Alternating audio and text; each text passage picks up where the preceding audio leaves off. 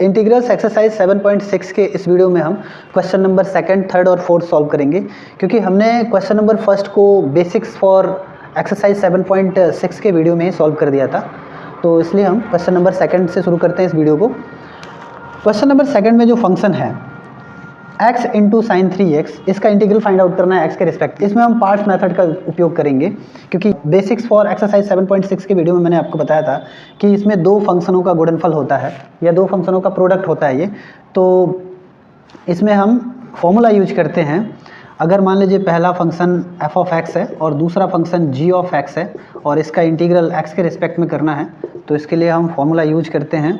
पहला फंक्शन और गुणे दूसरे फंक्शन का इंटीग्रल होता है g of x with respect to x minus पहले हम दूसरे फंक्शन का इंटीग्रल फाइंड आउट कर लेते हैं फिर से, और पहले फंक्शन का डिफरेंशियल फाइंड आउट कर लेते हैं और इनका प्रोडक्ट करके और फिर इसका हम इंटीग्रल फाइंड आउट कर लेते हैं x के रिस्पेक्ट में।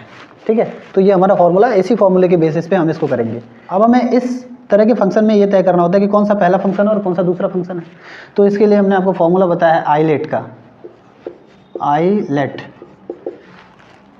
क्रम के अनुसार, इस ऑर्डर के अनुसार, इसमें ये पहला फंक्शन होगा और ये दूसरा फंक्शन होगा, क्योंकि A फॉर एल्जेब्रिक फंक्शन और T for trigonometric function. Algebraic function पहले है इस ऑर्डर में और ट्रिग्नोमेट्रिक फंक्शन बाद में है। तो ये पहला फंक्शन हो गया f ऑफ x हो गया और ये g ऑफ x हो गया। तो अगर इस फॉर्मूले में रखते हैं इसको, इस फॉर्मूले की हेल्प से इसको सॉल्व करते हैं, तो लिखेंगे integral of x into sine 3x with respect to x is equal to पहला फंक्शन यानी x, यहाँ x लिखेंगे, और दूसरे फंक्शन का इंटीग्रल x के रिस्पेक्ट में दूसरा फंक्शन साइन 3x है।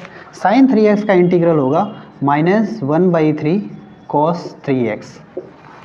ठीक है, माइनस इंटीग्रल ऑफ, पहले हम दूसरे फंक्शन का इंटीग्रल कर लेते हैं, तो दूसरे फंक्शन का इंटीग्रल हम यहाँ कर चुके हैं, तो उसको लिख लेते हैं -1/3 इंटू कॉस 3x, और फिर इंटू पहले फंक्शन का डिफरेंशियल कर लेते हैं, तो x का डिफरेंशियल x के रिस्पेक्ट में 1 होगा, तो यहाँ मिल जाएगा 1, और विद रिस्पेक्ट टू x इसका इंटीग्रल करना है, इसके प्रोडक्ट का फिर से इंटीग्रल करना है। आगे अब इसको सॉल्व करेंगे, -1/3 into x into cos 3x हो जाएगा। इसको मल्टीप्लाई करेंगे तो यहाँ माइनस और माइनस क्या हो जाएगा, प्लस, ये माइनस बाहर आ जाएगा। ठीक है, और 1/3 भी बाहर आ जाएगा इनडेफिनिट इंटीग्रल के प्रॉपर्टी के बेस पे, और अब होगा integral of cos 3x with respect to x। 1 से मल्टीप्लाई करेंगे, कोई फर्क पड़ने वाला तो है नहीं। अब आगे लिखेंगे -1/3x इंटू कॉस 3x और प्लस 1/3, इसका इंटीग्रल फाइंड आउट करेंगे, तो इंटीग्रल होगा 1/3 साइन 3x और प्लस इंटीग्रल कांस्टेंट लिख लेंगे c। अब 1 1 जार 1 और 3 3 जार 9, तो हम इसको लिख सकते हैं 1/9। तो ये हमारा इंटीग्रल वैल्यू हुआ दिए गए फंक्शन का x के रिस्पेक्ट में। अब हम चलते हैं तीसरे क्वेश्चन की तरफ। क्वेश्चन नंबर 3 में भी वैसे ही है, x² into e power x है। ये एक्सपोनेंशियल फंक्शन है और ये एल्जेब्रिक फंक्शन है। हम यहाँ देख पा रहे हैं कि एल्जेब्रिक फंक्शन को पहला फंक्शन मानते हैं आइलेट ऑर्डर के अकॉर्डिंग, और एक्सपोनेंशियल फंक्शन को हम सेकंड फंक्शन मान लेते हैं, और फिर से इसी फॉर्मूले को अप्लाई कर लेंगे। तो लिखेंगे यहाँ integral of x⁻2 into e power x with respect to x is equal to पहला फंक्शन, तो पहला फंक्शन x⁻2 है और दूसरे फंक्शन का इंटीग्रल करना है। ई पावर x का इंटीग्रल जो होता है ई पावर x ही होता है ना, और माइनस है तो माइनस, फिर इंटीग्रल ऑफ अंदर दूसरे फंक्शन का इंटीग्रल करना है, तो ई पावर x ही होगा, क्योंकि दूसरे फंक्शन का जो मान है, वैल्यू है, वो ई पावर x है, तो ई पावर x ही होगा इंटीग्रल इसका। अब पहले फंक्शन का डिफरेंशियल करना है, तो पहला फंक्शन x² है, x² का डिफरेंशियल करेंगे तो 2x होगा, है ना, और विद रिस्पेक्ट टू x।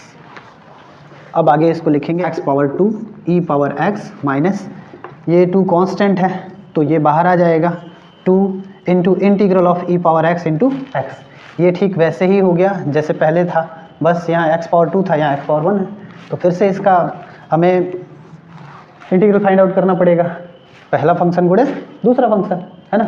तो इसके लिए हम यहाँ लिखेंगे, फिर से ये फॉर्मूला यूज करेंगे। मतलब इसमें होता है कि जब तक ये दो प्रोडक्ट के रूप में रहेगा तब तक इस फॉर्मूले को यूज करते रहेंगे, जब तक कि ये पूरी तरह से इंटीग्रेट ना हो जाए। तो अभी हुआ नहीं है, ई पावर x इंटू एक्स है, पहला फंक्शन गुणे दूसरा फंक्शन, सेम ऐसे ही है, केवल पावर रिड्यूस हुआ है। तो फिर से हम इसको करेंगे, फिर से लिखेंगे पहला फंक्शन और दूसरे फंक्शन का इंटीग्रल, तो ई पावर एक्स होगा, फिर माइनस, फिर इंटीग्रल ऑफ पहले दूसरे फंक्शन का इंटीग्रल, तो यहाँ लिखेंगे ई पावर एक्स, और पहले फंक्शन का डिफरेंशियल, तो पहला फंक्शन इसमें एक्स है, एक्स का डिफरेंशियल हो जाएगा 1, ठीक है, विद रिस्पेक्ट टू एक्स। अब यहाँ लिखेंगे x power 2 e power x minus 2 into x into e power x minus इसका इंटीग्रल फाइंड आउट करेंगे ई पावर एक्स का, क्योंकि 1 यहाँ मल्टीप्लाई के रूप में तो ई पावर एक्स ही होगा मल्टीप्लाई करेंगे तो ई पावर एक्स का इंटीग्रल हम जानते हैं ई पावर एक्स होता है। अब हम यहाँ इंटीग्रल कांस्टेंट प्लस सी लिख सकते हैं, ठीक है। अब यहाँ हम लिख सकते हैं x power 2 e power x minus 2x e power x minus minus plus हो जाएगा 2 ई पावर एक्स और प्लस इंटीग्रल कांस्टेंट सी। अब यहाँ ई पावर एक्स है, यहाँ भी ई पावर एक्स है, यहाँ भी ई पावर एक्स है, सब में से ई पावर एक्स कॉमन कर लेंगे तो हमें मिल जाएगा e power x into x square minus 2x और यहाँ प्लस मिल जाएगा हमें 2 और प्लस इंटीग्रल कांस्टेंट सी। तो ये इंटीग्रल वैल्यू हुआ दिए गए फंक्शन का x के रिस्पेक्ट में। अब हम चलते हैं क्वेश्चन नंबर 4 की तरफ। क्वेश्चन नंबर 4 का जो फंक्शन है वो कुछ इस प्रकार है, x इंटू लॉग एक्स, इसका इंटीग्रल फाइंड आउट करना है x के रिस्पेक्ट में।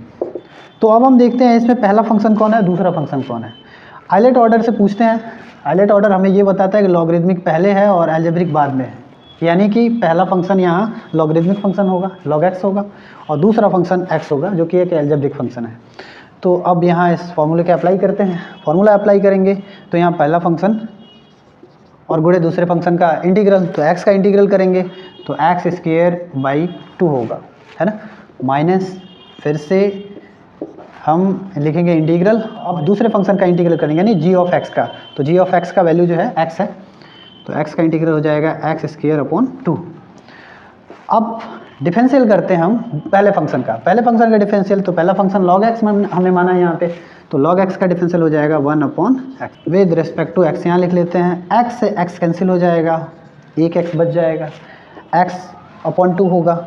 अब यहाँ इसको एक बार और सॉल्व करना पड़ेगा क्योंकि इसका इंटीग्रल फाइंड आउट करना पड़ेगा ना, तो यहाँ लिखेंगे x square upon 2 into log x minus यहाँ x बाई 2 का इंटीग्रल फाइंड आउट करना है, तो बाई 2 1 बाई 2 बाहर आ जाएगा, केवल यहाँ x बचा हुआ है, x का इंटीग्रल x के रिस्पेक्ट में करना है तो हो जाता है एक्स स्क्वायर अपॉन 2 और प्लस इंटीग्रल कांस्टेंट c।